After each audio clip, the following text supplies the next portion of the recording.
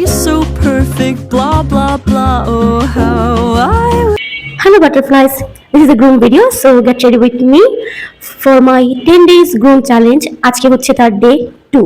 So আজকে আমি পরবো এই শাড়িটা, তার সাথে আমি একটা মনোক্রোম্যাটিক সেম কালারের ব্লাউজ পরবো। এই শাড়িটা অনেক পুরাতন, এটা আমার খালামণির শাড়ি।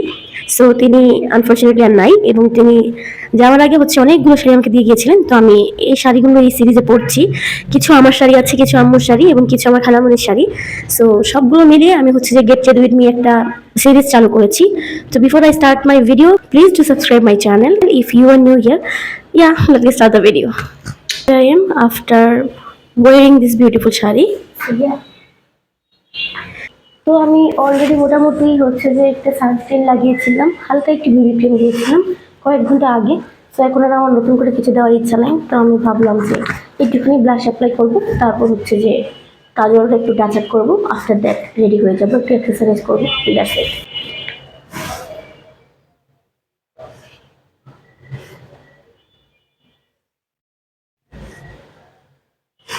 জিনিসের একটা ফিনিশিং টাচ দেওয়া অনেকটাই ইম্পর্টেন্ট। সো ফিনিশিং টাচটাই আমরা এখন দিব।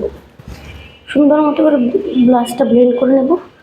আমি একটু ব্লাশটা বেশি দিচ্ছি, ভিডিওতে আমার ব্লাশটা খুব মানে দেখা যায় না, খুব একটা বোঝা যায় না, কারণ আমি সবসময় ল্যাশ স্মল প্রোডাক্ট ইউজ করি, যার জন্য একটু কম বেশি হয়ে যায়। কিন্তু আজকে আমি একটুখানি বেশি দিচ্ছি।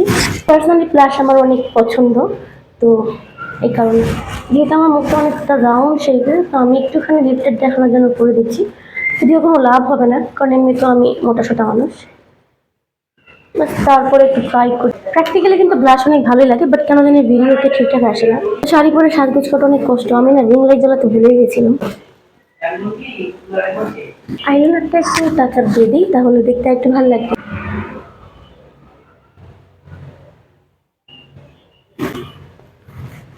একটুখানি মাস্কারা অ্যাপ্লাই করে দিই, এতে করে হচ্ছে দেখতে এত সুন্দর লাগবে।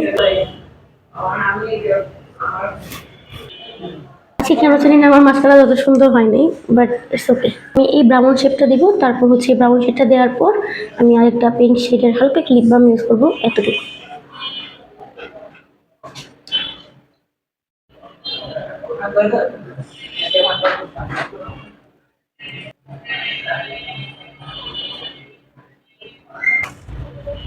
একটা নিব, হাতে একটু নিব।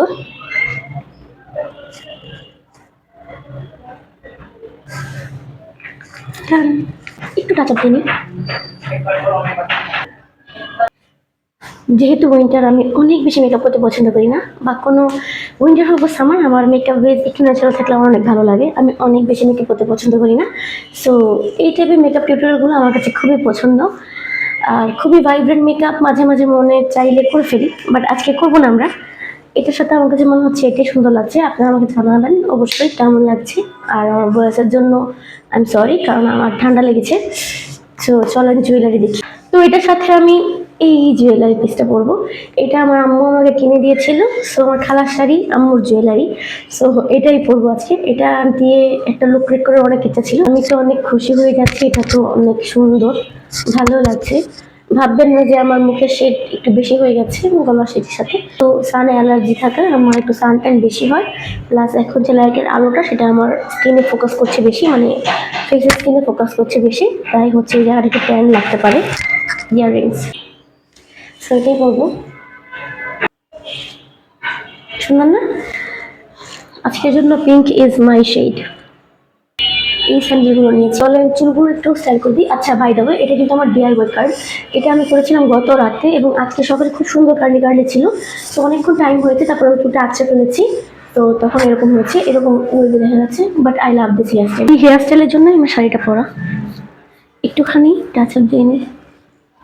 আমি কোনো হেয়ার স্টাইল করবো না, কারণ আমাদের নিজেকে দেখতে এভাবেই ভালো লাগছে। আমি অনেকদিন চুল ছাড়া রাখি না, আমি সবসময় চুল বেঁধে রাখি।